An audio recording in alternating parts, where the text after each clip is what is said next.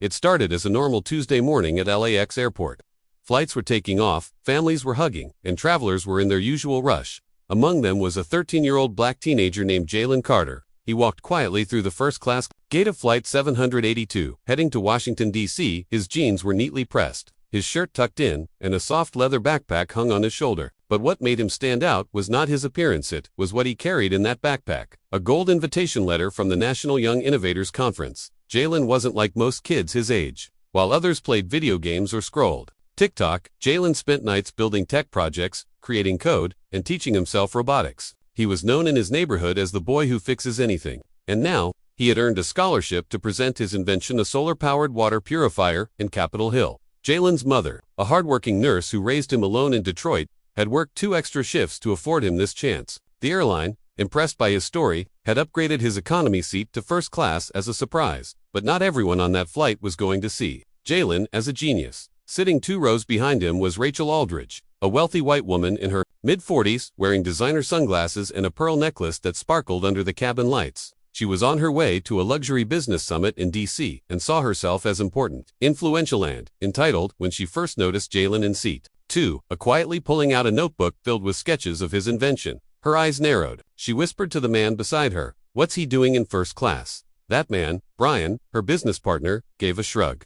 "Maybe a family member's traveling with him." Rachel sneered. "No, someone made a mistake." The flight attendants were still helping passengers board when Rachel stood up, walked over to Jaylen's seat, and leaned in with a cold smile. "Excuse me, sweetheart," she said, her voice fake friendly. "This seat is reserved for first-class passengers only." Jaylen looked up, confused. "Yes, ma'am, this is my seat. 2A. Rachel chuckled in disbelief. "I don't think so. Let me see your ticket." Jaylen hesitated. "Why?" "Because," she snapped, "children like you don't just get placed in first class." Her voice was getting louder. Nearby passengers started turning to watch. Jaylen opened his backpack and handed her the ticket. Rachel looked at it and scowled. "This can't be right." Just then, Jasmine Lopez, a Latina flight attendant in her 30s, stepped in. "Is there a problem here?" "Ma'am." "Yes," Rachel said firmly. "This child is in the wrong seat. He probably snuck up here from economy." Jasmine glanced at the ticket, then smiled at Jaylen. "His seat is correct. He's in 2A, but..." Rachel didn't back down. "I want this rechecked," she demanded. "This is highly suspicious. Who flies a child alone in first class? I'm calling security." Jaylen's heart started racing. He tried to speak but only managed. "My mom... She booked." Rachel cut him off. "I don't care what story you've been told. This needs to be reported." She turned and walked briskly toward the front of the cabin, phone in hand. As she passed other passengers, she muttered loudly enough for people to hear, "I'm just trying to keep us all safe." Jasmine kneeled beside Jaylen. "You okay, honey?" Jaylen nodded weakly, but his eyes showed a storm of emotion. In row 4, an older man in a business suit whispered to his wife, "This is a little much. He's just a kid." But others remained quiet. Some even nodded in agreement with Rachel. By the time the plane doors closed, the tension had settled like thick fog. Jaylen sat quietly, clutching his notebook. Rachel, back in her seat, was still on the phone, now speaking with airport security. 5 minutes later, just as the plane began to taxi, the intercom buzzed. "Ladies and gentlemen," the captain said, "we have a delay. Security has requested we return to the gate." Gasps filled the cabin. Rachel looked satisfied. Jaylen looked crushed. Within minutes, 2 uniformed airport police officers boarded the plane.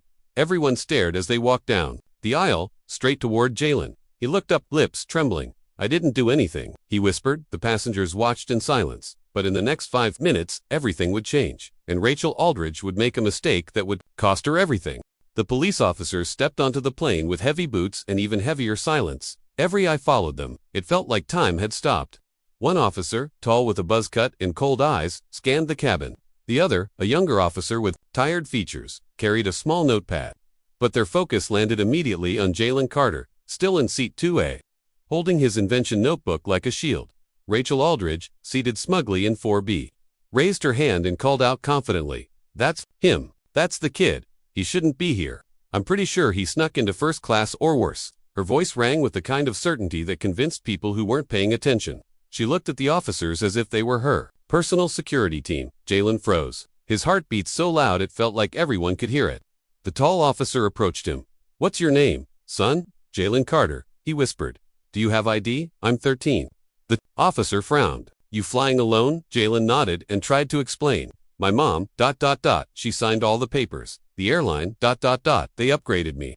The younger officer flipped through his notes. Flight 782, passenger list says. Carter, Jaylen, seat 2A, accompanied by airline staff. Ticket purchased through community scholarship. Rachel's voice cut in, sharp and irritated. That can't be right, there's no way, just look at him. The flight attendant, Jasmine Lopez, stepped in quickly. He belongs here, I confirmed. His documents. The upgrade came from corporate after hearing about his story.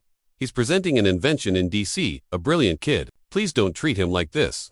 The tension in the cabin thickened. A few passengers shifted in their seats, unsure where to stand. Some murmured doubts. Others stayed silent, too afraid to be wrong or too uncomfortable to care. But Rachel was relentless. She pointed to her purse. Check your pockets. She hissed at Jaylen. I know something's off. Jaylen looked confused, his hands trembling. I don't even know you, he said quietly. I don't care, Rachel snapped. I want his bag searched. I demand it. The tall officer sighed but nodded. Double quotes, son, would you mind opening your backpack? Jaylen hesitated. But, why? The younger officer tried a gentler tone. We just need to clear things up. This will all be over in a second. Jaylen unzipped his bag with shaking hands. He pulled out his notebook, a folder filled with sketches, a calculator, a small snack, a water bottle and a black leather case. Rachel gasped. That wasn't there before. That's my travel case. My medication and charger were in there. That's mine. Jaylen looked at it, stunned. I swear, I didn't put that in here. The young officer picked up the case and opened it. Empty. No medication. Just a charger cord. Nothing's in here, he said. Rachel leaned forward. He probably took the medicine out and stashed it somewhere. This is why I said something earlier. Kids like this get away with stuff all the time. Her words hit the cabin like a slap. Kids like this. Jaylen's shoulders slumped. The implication crushed him more than anything else. He looked around. No one stood up. No one defended him. Even Jasmine was quiet now, looking around helplessly. But in row 6, a young black woman named Tasha Brooks slowly lifted her phone. She had been watching everything in sporting. She had started recording once Rachel first confronted Jaylen. She hadn't wanted to get involved, but something about the boy's expression, that mixture of confusion and quiet dignity, had struck her. Now, as the scene unfolded into near chaos, she hit record and stood up.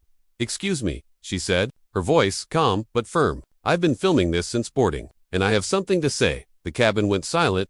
Rachel turned, shocked. Excuse me. Tasha stepped into the aisle. This young man has done absolutely nothing wrong. I've watched every minute of this. He's been polite, calm, and focused. You, on the other hand, have been rude, aggressive, and accusing since you saw his skin color. The words landed like thunder. Rachel turned red. You're accusing me of racism. I don't need to accuse you, Tasha said, lifting her phone. I can show everyone exactly what happened. And if you keep yelling, I'll make sure this goes viral by the time we land. Passengers began shifting in their seats again. A few cleared their throats. Someone whispered, she's right. The officers exchanged glances. Then Jasmine took a step forward. Jaylen has proper documentation. The upgrade was approved. He's a minor, and unless there's a real reason to detain him, I suggest we let him enjoy his flight. The younger officer turned to Rachel. Ma'am, unless you have proof of a theft, we have no reason to take this any further. Rachel's face twisted. She opened her mouth to protest, but then from the front of the plane, a man in a gray blazer and a headset approached. Captain says, we're ready to take off. FAA cleared everything. In corporate just called. The boy is a guest of honor, a junior speaker for the National Youth Invention Summit. The word guest of honor echoed across the plane. Rachel sat down slowly. Her lips pressed into a thin line. Her face pale. Jaylen remained in his seat, quiet, still unsure if he was safe. Jasmine crouched beside him and handed him a juice. You okay, kiddo? Jaylen nodded, blinking fast to stop the tears. I just wanted to go to DC. I just wanted to show my invention. In the back, Tasha uploaded her video with a caption. A brilliant young boy was almost thrown off a plane for sitting in first class while black. Not today. By the time the flight was airborne, her video had already reached 10,000 views, but the real storm had only just begun, because Jaylen Carter wasn't just a kid with a backpack. He was about to become the center of a national conversation, and Rachel Aldridge had no idea what was coming for her next. As Flight 782 lifted into the sky, the engines hummed with quiet power, but the air inside the cabin was thick with tension. Jaylen sat still, eyes lowered, notebook closed. The page where he had been sketching a new solar converter was now stained with fingerprints from his nervous hands. He didn't feel like a genius anymore. He felt like a target. The kind of target you become when no one sees your heart, only your skin. Tasha Brooks kept glancing down at her phone. Her hands were still shaking. The video she uploaded less than 15 minutes ago, just a minute and 32 seconds long, was now racing past 20,000 views. Comments were pouring in. Protect that boy. Sue the airline. That woman needs to be fired. And one that hit her the hardest. This happened to my son. Thank you for filming.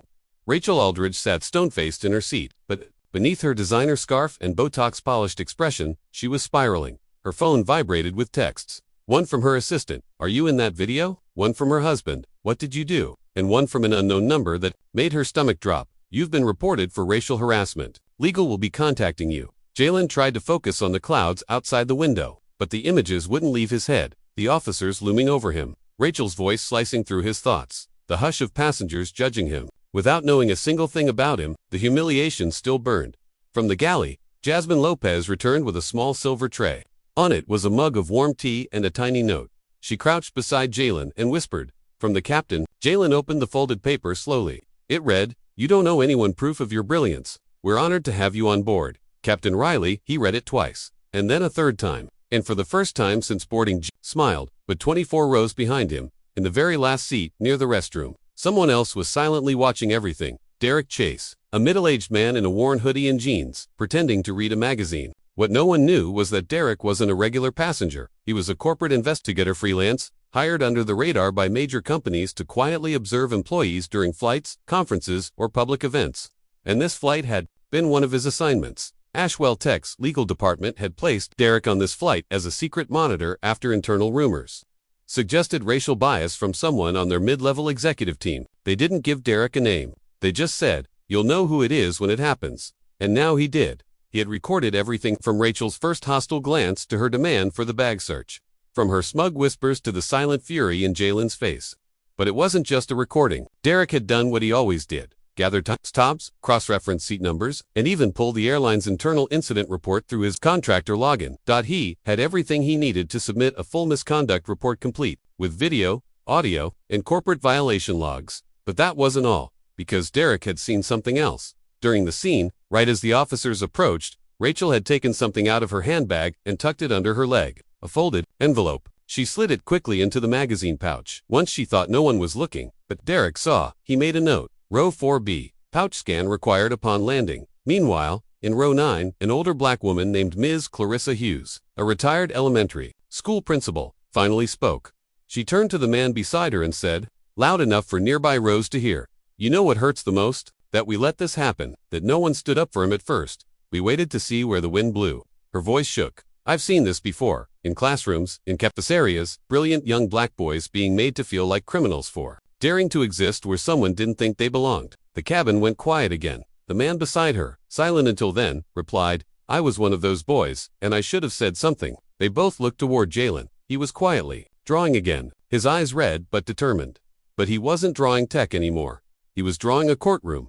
On the left side, a small boy stood behind a microphone. On the right side, dozens of adults with their mouths wide open. Caught mid-shout, he was sketching his feelings the way he processed what had happened. Not with words, with pictures, with storyboards. Jaylen didn't just build machines. He built truth. In the front row, the pilot's door opened slightly.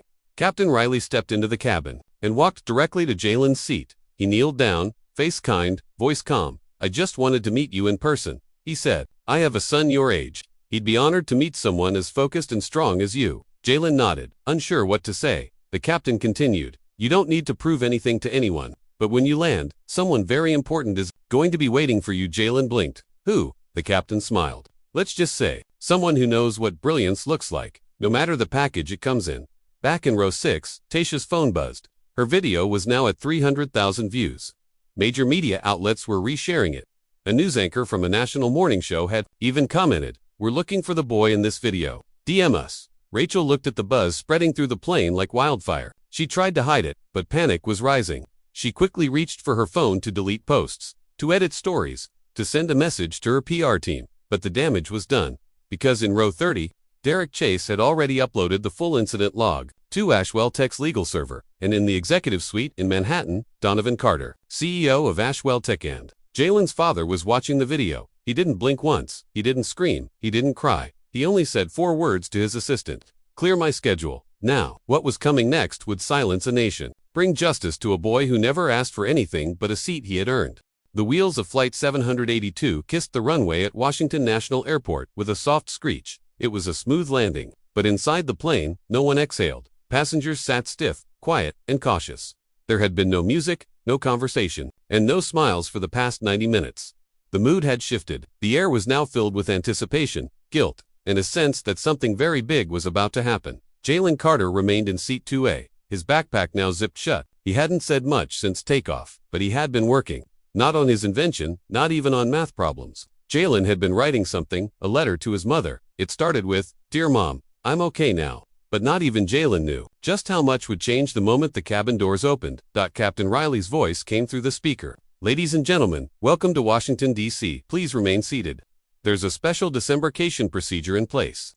Special The phrase rolled strangely on the tongue. Passengers turned their heads, confused. Rachel Aldridge gripped her designer handbag tightly. Her fingers were pale from pressure. She was sweating now, not from the flight, but from the fear of what was coming. Her phone had stopped buzzing 20 minutes ago. Now, it sat dark, like it was afraid of being turned on. She reached for it anyway, but it was too late.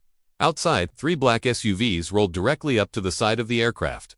Airport officials flanked both ends of the mobile stairs. A long black sedan with tinted windows parked at the base. Behind it stood 3 men in dark blue suits, earpieces in their ears, hands clasped in front of them. Inside the plane, Jasmine Lopez walked up the aisle slowly. She leaned down toward Jaylen. "Someone's waiting for you." "Sweetheart," Jaylen blinked. "Who?" She smiled, eyes glinting. "Someone who's been flying faster than we did. To get here before you landed." The door opened with a hiss, and then he stepped in. Donovan Carter, CEO of Ashwell Technologies, billionaire innovator, philanthropist, but most importantly, Jaylen's father. He was tall, regal, dressed in a perfectly tailored charcoal suit with a navy tie. His presence hit the cabin like a wave of electricity. Even people who didn't know who he was immediately felt the power radiating from him. The passengers in first class didn't breathe. Rachel Aldridge did, but it was shallow and fast. Like drowning. Donovan didn't look around. He didn't acknowledge the whispers or the stares. His eyes were focused, laser sharp, straight to seat 2A. When he saw his son, small, quiet, looking up at him with wide eyes, his expression cracked. He didn't cry. He didn't yell. He dropped to one knee beside Jaylen and whispered, "I'm here now, son." Jaylen exhaled for the first time in hours. The father wrapped his arms around the boy, and in that moment, everything inside Jaylen broke loose. He sobbed into his father's shoulder, softly, then harder, then uncontrollably, and Donovan held him tighter with every breath. "You did nothing wrong," Donovan said. "Nothing." Rachel stood up slowly. Her legs didn't want to work. Her throat tightened. She opened her mouth. "Mr. Carter." Donovan, stood and turned toward her. It was the first time she truly saw his eyes. Not cold, not angry, but something worse, disappointed. Double quotes, "Rachel Aldridge," he said evenly, with a voice so calm it scared her more than shouting ever could. "You accused my son of stealing. You demanded police action. You created a false narrative that nearly humiliated an innocent child in front of the entire country." Her voice cracked. "I didn't know he was your." Donovan's hand lifted slightly. She stopped speaking. "Exactly the problem," he said. "You didn't know anything, but you decided to punish him anyway." The cabin was still. No one moved. Even the pilot stood silently in the cockpit doorway. From behind Donovan, a man in a black blazer stepped forward. He held a tablet open to a document. "Ms. Aldridge," he said, "you're being officially terminated from Ashwell Technologies. Effective immediately. Your access credentials have already been revoked. Your company accounts are frozen, and a formal misconduct investigation has been submitted to the board and EEOC." Rachel turned pale. She whispered, "This can't be." "But it could. And it was. The man continued. "You will also be receiving a notice of pending legal action for racial misconduct, slander, and unlawful harassment against a minor." Rachel slumped into her seat. She looked for someone to defend her. Anyone, but the passengers had turned away. The same people who had nodded in agreement earlier were now pretending they hadn't said a word. The man beside her coughed awkwardly. A woman 3 seats away was staring hard at the floor. Even her so-called business partner, Ryan, now sat in row 5 pretending to text. Donovan reached into his pocket and pulled out something small, a blue pin. It bore the Ashwell Tech logo, the company's executive insignia. He dropped it on the floor at Rachel's feet. "You'll never wear this again," he said. He turned back to Jaylen. "You ready to go home?" Jaylen nodded, tears still drying on his face, but then his voice cracked. "Can we still go to the Invention Summit?" Donovan smiled for the first time all day. "You're going to walk on that stage with your head held high, and you're going to show them what brilliance really looks like." As they walked down the aisle together, passengers parted silently. No one cheered, no one clapped, but as Jaylen passed, heads bowed slightly in respect, in shame, and in hope that maybe this time the world had learned something. Just before they exited the aircraft, Jaylen paused. He turned to the older black woman in row 9, Ms. Hughes. "Thank you," he said softly. She pressed her hand to her chest, eyes glistening. Outside, cameras were already waiting. But so were thousands of people, not to attack, but to celebrate. Jaylen Carter was no longer just a kid with a backpack. He was about to become a symbol of what happens when truth wins, when silence breaks, when justice finally walks into the room. The automatic airport doors slid open with a soft whoosh. Jaylen Carter stepped out beside his father. Not into just another arrival terminal, but into a storm.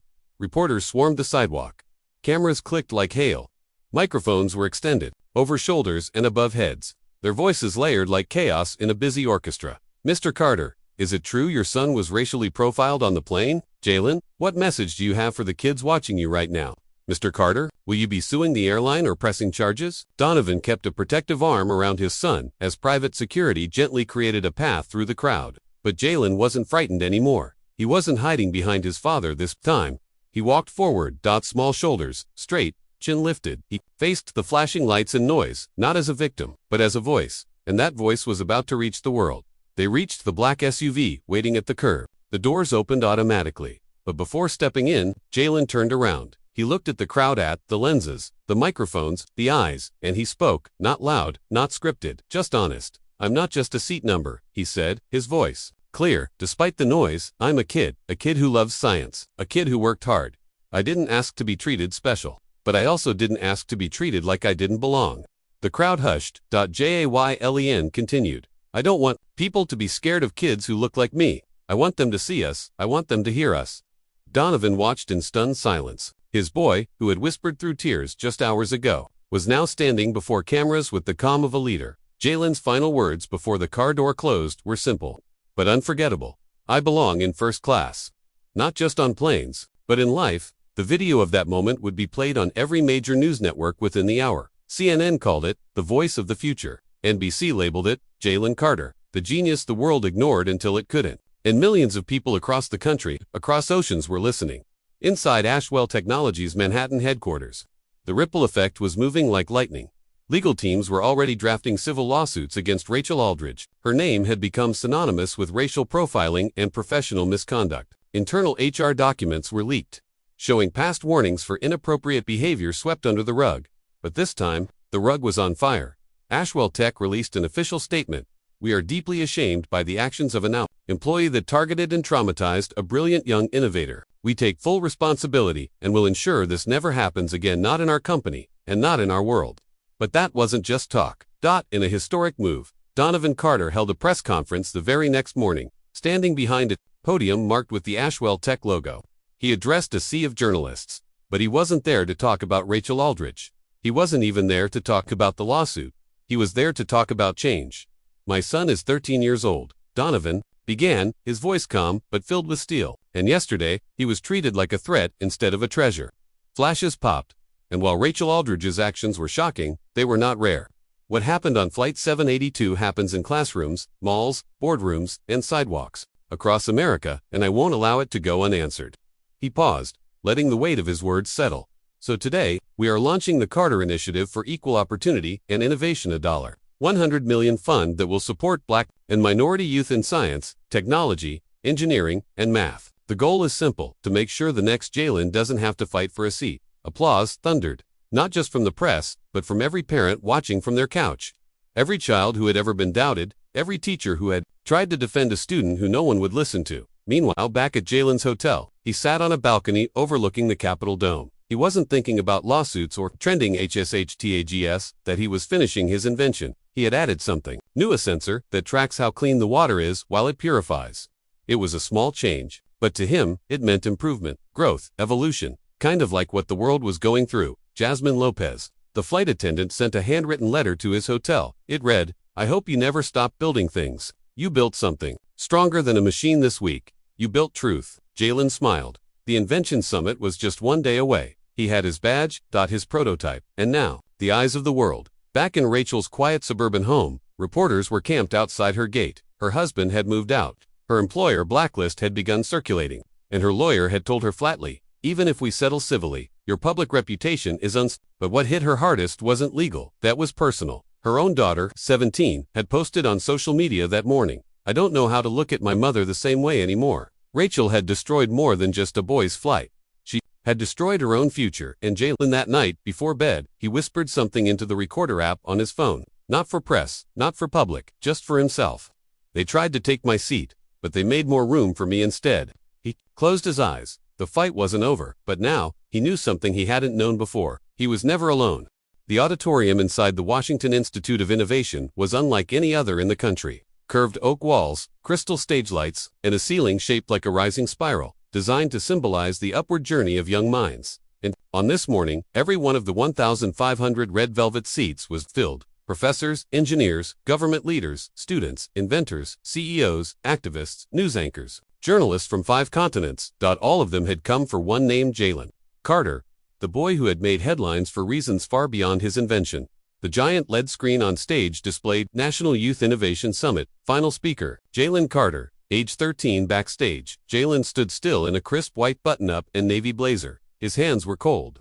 His heart was fast, but his mind, crystal clear. He looked over at his father, Donovan, standing just beside him. I don't want to talk about what happened on the plane, Jaylen whispered. Donovan nodded. Then talk about who you are. Jaylen took a deep breath. The stage manager gave the cue. The doors opened, the lights shifted, and the room stood at standing ovation before a single word was spoken.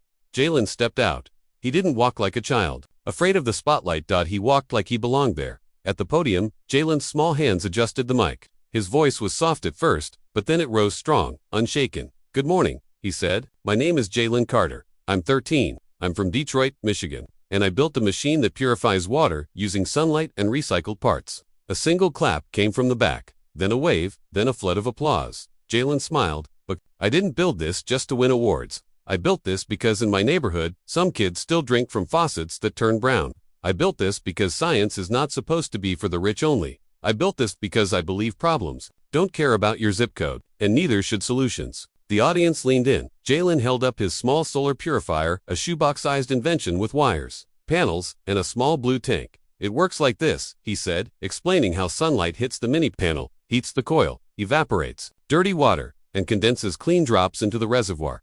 Simple, beautiful, effective, and Jaylen added, I added a sensor last night. If the water is clean enough, it blinks green. If not, it blinks red. That way, you don't just hope the water is clean, you know. Applause again, louder this time. But then Jaylen paused.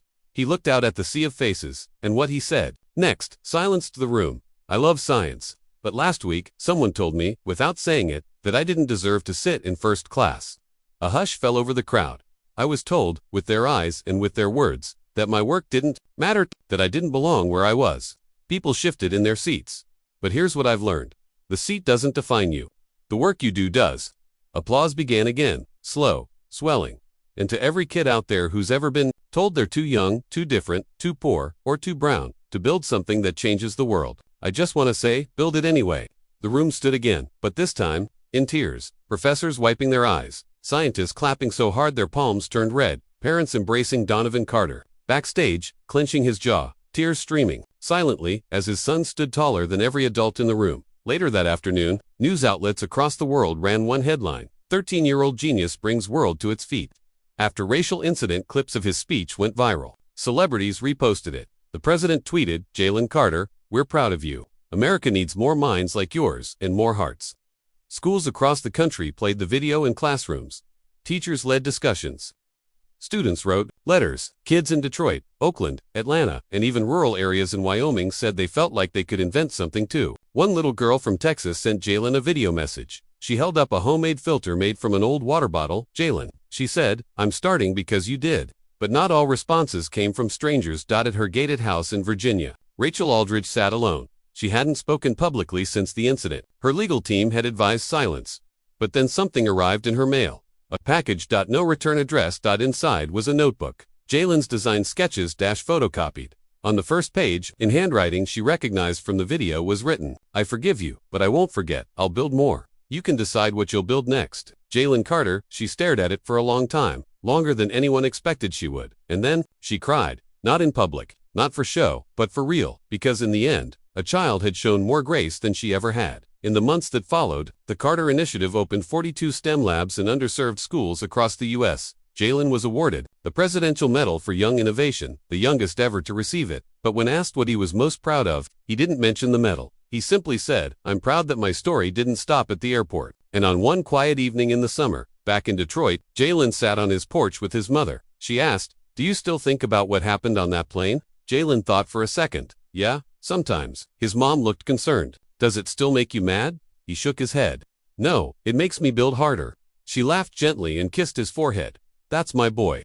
And as the stars blinked overhead, Jaylen sat with his solar purifier at his feet, sketching blueprints for a bigger one, because that's what Jaylen Carter did. He didn't just dream, he built.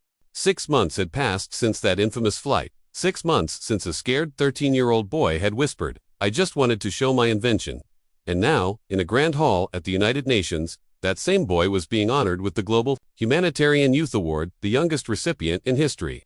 Delegates from every corner of the world had gathered. Jaylen Carter stood on the blue marble stage, facing leaders, scientists, teachers, and children from more than 90 countries. He wore a slim gray suit. A small lapel pin in the shape of a solar droplet shimmered beneath the lights, a symbol of his invention, now renamed the Carter Purifier. But he wasn't here just because of what he built. He was here because of what he inspired. Over 2 million Carter purifiers had been donated across schools, refugee camps, rural towns, and drought-hit regions worldwide. Jaylen's invention was now helping over 15 million people get access to clean water daily. But that was just the beginning. Dozens of schools in low-income neighborhoods now had innovation labs thanks to the Carter Initiative. Young black and brown children across America were building drones, coding games, designing health apps, and all of it traced back to one boy, who had once been accused of not belonging in first class. Jaylen stood in front of the microphone at the UN, looking calm and ready. He was taller now, his voice a little deeper, but his heart is still full of quiet purpose. 6 months ago, Jaylen began, I was crying on an airplane. Not because I had done anything wrong, but because I was made to feel like my presence was a problem. A hush swept across the chamber. But today, I'm standing here not as a victim but as a builder, as a believer, and as a reminder that genius doesn't come with a dress code or a skin tone. Applause, thundered. Jaylen smiled. And I don't want to be the only one. I want thousands more. I want millions of kids who look like me to know they don't have to ask permission to belong in great places. They already do. The crowd rose to their feet again, but Jaylen lifted his hands gently, asking them to wait. I want to thank my dad for teaching me how to stay calm when it hurts. I want to thank my mom for never letting me stop believing. I want to thank the teachers and people who saw me before the world did, and I want to say this to anyone who's been made to feel like they're not good enough. Don't fight to prove them wrong. Build to prove yourself right. Outside the UN building, massive screens played his speech. Crowds cheered. Teenagers in classrooms clapped. A mother in Brazil wept. A teacher in South Africa paused her lesson to show her students. A boy in Alabama wrote in his notebook, I want to be like Jaylen Carter. But somewhere, away from the spotlight, another transformation was quietly happening. In a modest townhome in Virginia, Rachel Aldridge sat at her kitchen table. She had lost her job, her public name, her friends, and more painfully, her daughter's trust. The court case had ended 3 months earlier. Rachel was found guilty of filing a false report against a minor and ordered to pay a large civil settlement. But beyond the punishment, she had to live with the shame of being the villain in a story the world would never forget. Yet that night, she sat surrounded by books. Science books, history books, civil rights memoirs. Books she once scoffed at. Now she read them with tears in her eyes. On her desk sat the letter Jaylen had once mailed her. I forgive you, but I won't forget. I'll build more. You can decide what you'll build next. Jaylen Carter, she had read it over 100 times. And now, for the first time in her life, she wanted to build something too. She had enrolled in a local college program to become a community outreach educator. She'd started volunteering at a STEM club for underserved girls. She had even written a private letter to Jaylen's father, not asking for anything, just saying, I'm learning now. Late but learning. Redemption is never owed, but sometimes it begins in the quiet. Back in Detroit, Jaylen stood in the school gym where his journey had started. His old science teacher, Ms. Herrera, had brought him in as a guest speaker. Dozens of kids sat on the floor, their notebooks open, their eyes wide. Jaylen held up a new invention, a backpack that turns body movement into battery power for phones. The kids cheered, but then Jaylen sat down with them, cross-legged on the floor. He wasn't trying to look important, he was trying to show them they were. I didn't grow up with much, he told them, but I grew up with ideas. That's all you need to start. A boy raised his hand. Did you know your flight video hit 1 billion views? Jaylen chuckled. Yeah, it's weird. I'm not even that good at selfies. Laughter filled the gym. And in that moment, Jaylen wasn't a viral hero, a genius, or a symbol. He was just a kid who loved building things. That night, he returned home. On his bedroom wall were photos, the UN, his invention on a billboard, him smiling next to his dad, him holding hands with his mom on the porch. He lay on his bed, hands behind his head, staring at the ceiling. Then he grabbed his journal. He wrote 5 simple words: I will keep building forward. He closed the book. And somewhere far above the sky that once tried to break him, a plane flew quietly through the night. Full of strangers. Full of stories. But no one questioned who belonged in first class. Because one boy had changed the world. And he'd done it with silence, science, and the truth. The end.